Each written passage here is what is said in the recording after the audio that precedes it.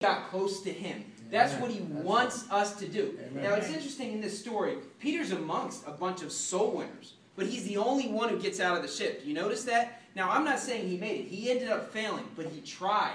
And if you look back to this story, I guarantee you on the way back, who had the most exciting story to tell?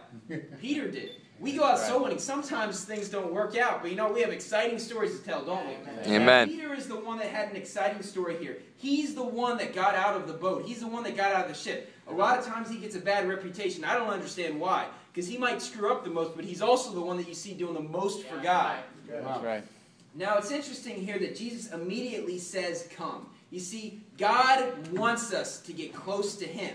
It says in the book of James chapter 4, draw nigh to God and he will draw nigh to you. Amen. He promises if you draw nigh to him, he will draw nigh to you. Amen. And then it says the rest of that verse, cleanse your hands, ye sinners, and purify your hearts, ye double-minded.